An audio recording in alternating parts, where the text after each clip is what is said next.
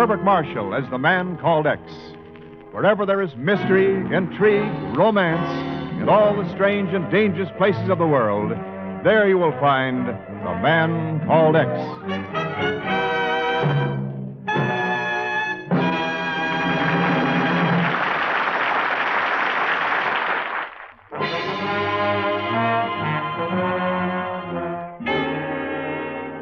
And now presents Herbert Marshall as Ken Thurston, the man called X. Now, just why did you come here to the Bureau, Mrs. Masters? Because of my son, Mr. Thurston. He lives in Athens, in Greece, where I come from. He write to me he's sick, bad sick. He need medicine. I see. My friends tell me of a Greek business here. They will send him a wonder medicine. The name I have here. Streptomycin. Ken. Yeah, I see, Chief, yeah. They ask $100. I have only a little money, but I give them. That is 2 months ago. Yesterday, I have letter. My son is dead. Oh, I'm sorry. The letter also say medicine never arrives. I think there's something wrong, mister. So I go to company today. What company, Mrs. Masters? The Cedar Mercantile Company. But the man will not help. Only tell me, come here. What do you think, Chief? Ken, the Bureau has a report on 500 units of streptomycin shipped to Athens 60 days ago. It was lost overboard while being transferred to another ship near the island of Xenephon. An unfortunate accident, that's all. Is it? I wonder what 500 units of a rare drug like streptomycin would bring on the Greek black market. Oh, probably $500,000. Ken. Yes, Chief. I'm paying a visit to the Sador Mercantile Company.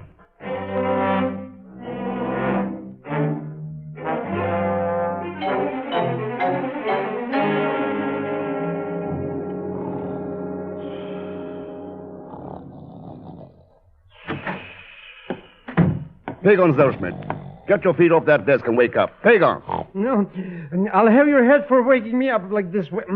Hello, Mr. Thurston. What are you doing at the Sador Mercantile Company? Where? Oh, you mean here? Why, I'm vice president and general manager in charge of mercantiles and things. Oh, so you're the one who sent Mrs. Mastos to see me, eh? Of course. I didn't know what she was talking about. Besides, I wanted you to find out about my salary. That big fat man hasn't been back since. What big fat man? Well, the one who hired me 3 days ago. He hasn't been back since. Oh, you said that, yes. Now, were there any phone calls, any mail? Well, the telephone's unconnected, and the only thing in the mail was this. I opened it accidentally, understand? Oh, yes, sure. Pagon, this is a shipping invoice. 3 days ago, 1,000 units of streptomycin was shipped air express via Rome to a Dr. Mitter of the General Hospital in Athens.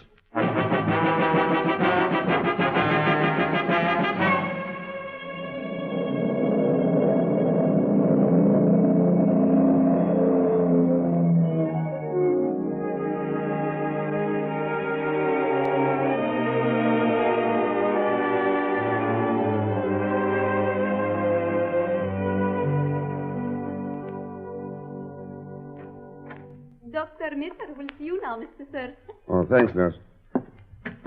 Well, You seem surprised, Mr. Thurston. I am. I didn't expect Dr. Mitter to be so feminine. Someone should have told you the name is Eleanor Mitter. Won't you sit down? Thanks. You wish to speak with me concerning streptomycin and the need for it here at Athens General Hospital? That's right, dear. What can you tell me about it? Mr. Thurston, with typhus and tuberculosis sweeping Greece like a plague, our need for it is desperate. Wasn't 1,000 units shipped air express a few days ago? Yes, but a special plane bringing it from Rome flew off course. It crashed off the island of Xenephon yesterday morning. That is why we are desperate. There's always the black market, Doctor. Mr. Thurston, there is no black market in streptomycin. Uh-huh. Well, thanks for the information, Dr. Miller. I'll see if I can scare up some for you. Bye, Doctor. Goodbye, Mr. Thurston. Good luck. Sparta 2573, please. Hello, this is Dr. Mitter. We need 50 more units at once. Yes, the hospital will meet the price. By the way, Mr. Thurston was just here. He might possibly be taking the steamer to Xenephon.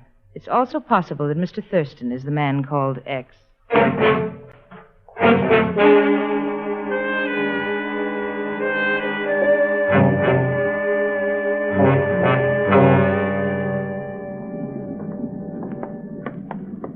Mr. Thurston, how long do we have to travel on this dirty cattle boat? Cheer up, Pagon. We'll be in Xenephon in 24 hours.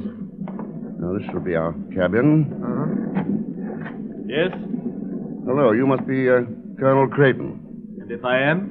Well, the passenger agent tells us we'll be sharing this cabin. Miserable arrangement. The idea of a member of the King's personal guard being forced to share his quarters with strangers.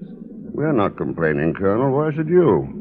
Well, just bear in mind, please, that this enforced proximity does not entitle you to any social amenities. Now, if you'll excuse me, I shall leave the dinner. Well. What a stuffed shirt. Am I going to tell him a couple of things or two?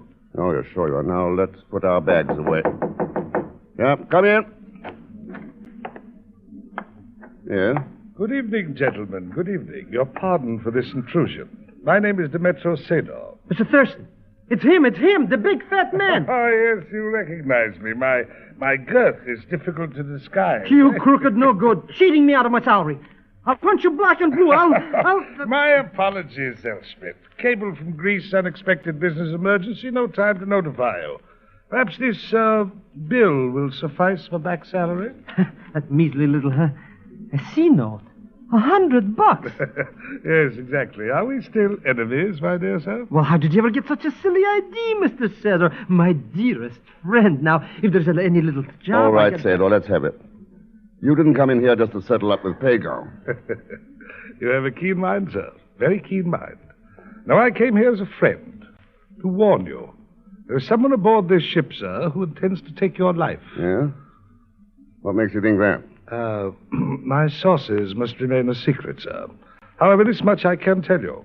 There is no one named Colonel Creighton connected with His Majesty's Guard. Huh? And at the moment, the Colonel is dining with a last-minute passenger, the lovely Dr. Eleanor Mitter of Athens. There you have it, sir, my gesture of friendship. Yeah. You mentioned two names as homicidal suspects. How about adding a third? A third, sir? Yeah. Demetrio Sedor. Demetrio...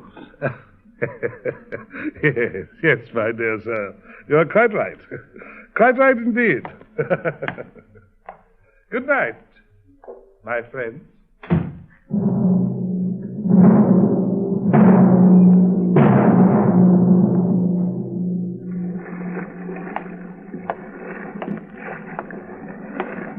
Mind sharing part of this rail, Dr. Miller?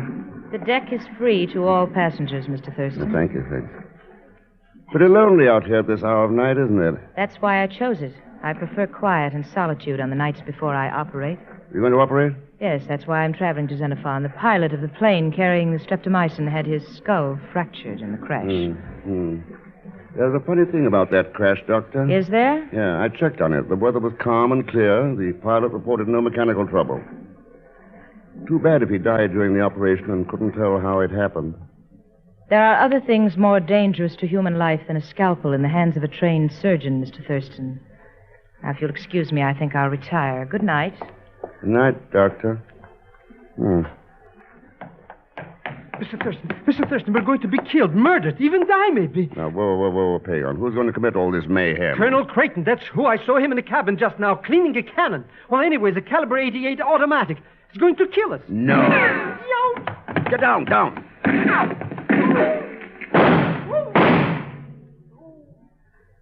All right, Pagon, dig your nose up out of the deck.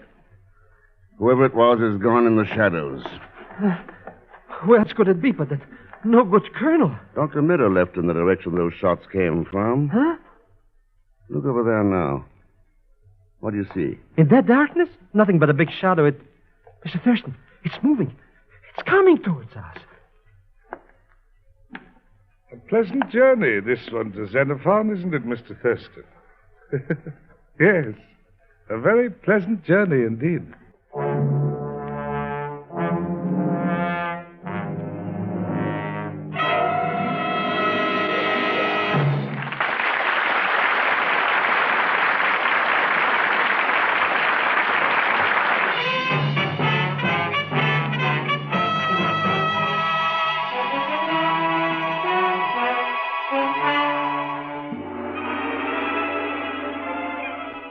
And now to continue with Man Called X, starring Herbert Marshall.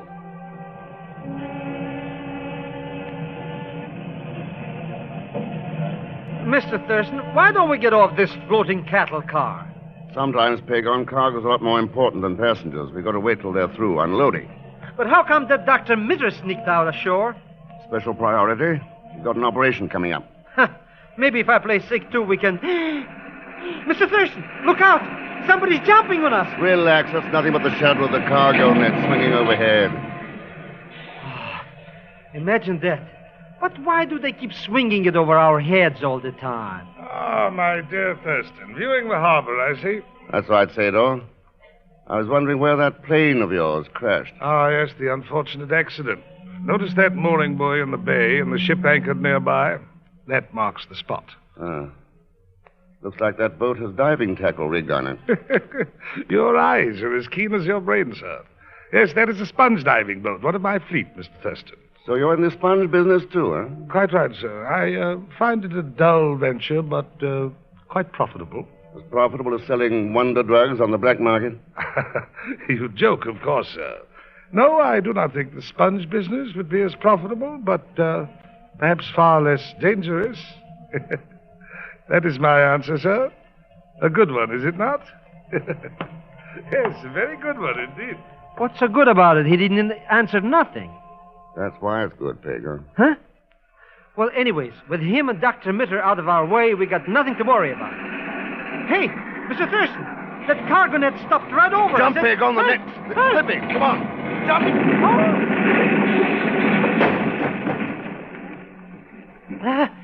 Mr. X, those crates fell right where we were standing. Yeah. They could have smashed the flattened flapjacks. Oh, what an accident. I wonder if Colonel Creighton had caught it that. Colonel Creighton? Standing over there beside the donkey engine. Mr. Thurston, that engine... Yeah. It handles the load of cargo that nearly dropped on us.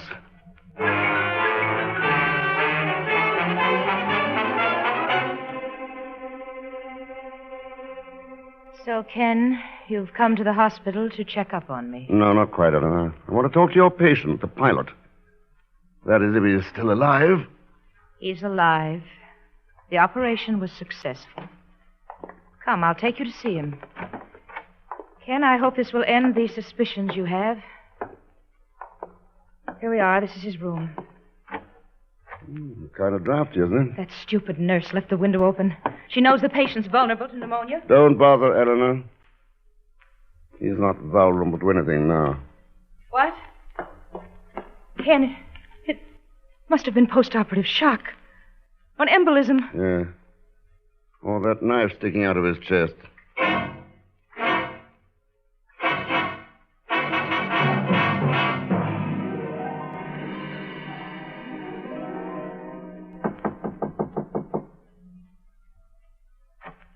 Yes?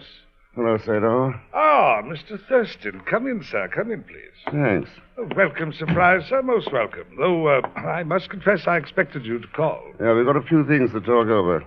Sador, you operate the black markets here in Xenephon. Why not admit it? Why not, sir? Why not indeed? The airplane pilot is dead. There are no witnesses here. I don't mind speaking frankly. Well, good. Then tell me if I've got the record straight. Certainly, sir. You have a two-way racket, Sador, selling foreign-born Americans on the idea of shipping streptomycin to sick relatives in Greece. Overcharge them 100%, then seeing that some accident happens, so the drug will end up in your black market. I said you were a brilliant man, sir. Your deductions are quite sound. But you overlook one little fact. Do I? Yes. Both shipments of the drug were lost at sea. I found it impossible to recover them. So you see, we have both lost. I have no drugs. You have no proof of crime. Our little contest ends in a draw. Okay, Sador, that's that. Looks like I go back to Athens. And I, sir, return to my sponge diving business. By the way, if you're not familiar with the process, why not drop around tomorrow? I'll take you aboard one of my boats. You might find it interesting. Maybe I'll take you up on that, Sador. Good night. Good night, sir. Good night.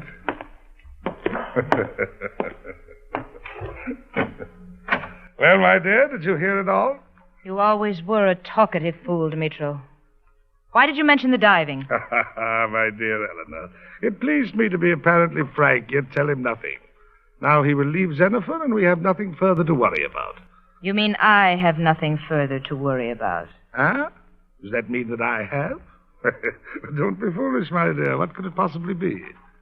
Just this, Demetro. Just this.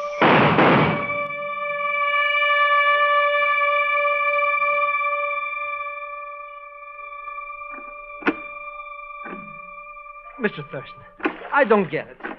You rush into the hotel room, rush me down here to go rowing, and don't even tell me what's cooking.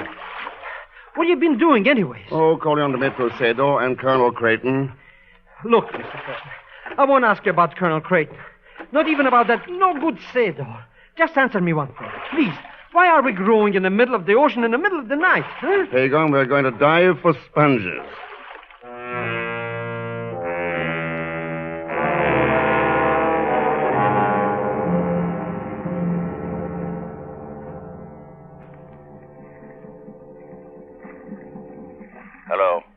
Hello, Pagon. How'd you hear me? Oh, clear like a shell, Mr. Thurston. Never believe you were 40 feet under the water. I hope that diving suit doesn't start leaking on you. Just you worry about keeping that air pump going. Hey, there's a speedboat coming over here. Speedboat? You see who's aboard? In the darkness? Who knows? Maybe it's that Colonel Creighton or maybe, well, what do you know? Look who it is, Mr. Thurston. How can I look, you idiot? Oh, yeah, that's right. Well, it's nobody for you to worry about. Just that pretty little pill peddler, that Dr. Mitter. Hello there. Is that you, Mr. Zellschmidt? That's right, Mr. Mitter. That's right, Doctor. Welcome on board. Thank you.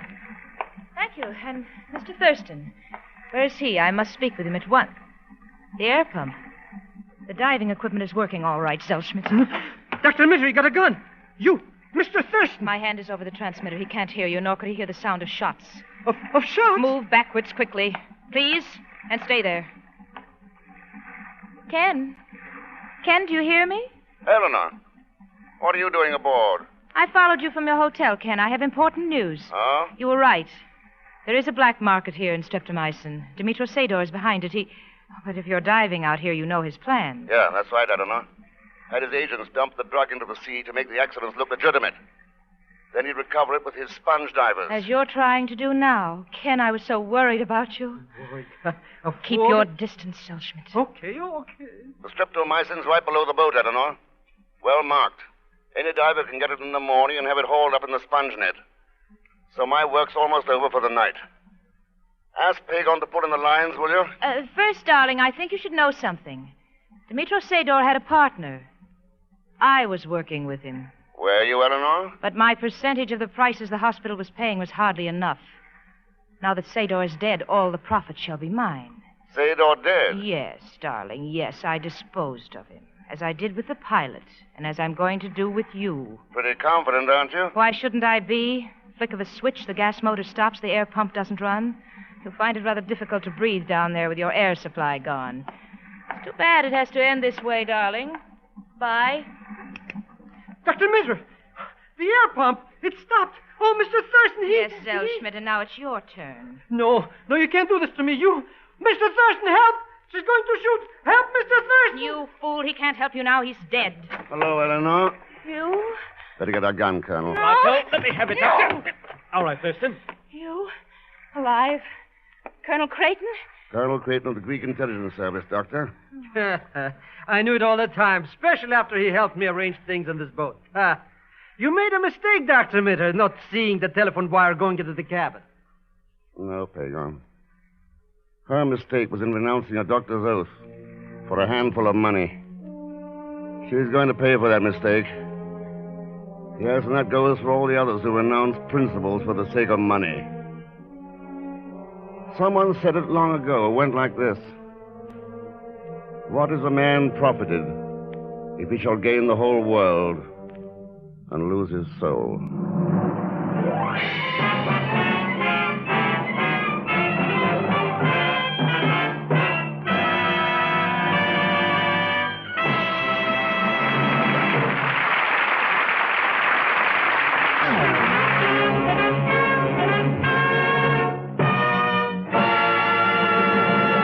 Now, Herbert Marshall. Thanks for being with us. Next week, our story is And I think you'll like it because it's one of the most absorbing stories I've seen in a long time. Leon Belasco, of course, will be along as usual in the role of Pagon Zellschmidt.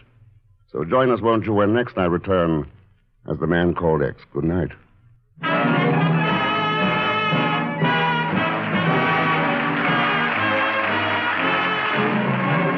The Man Called X is directed by Jack Johnstone, with music composed by Johnny Green and conducted tonight by Al Sandry.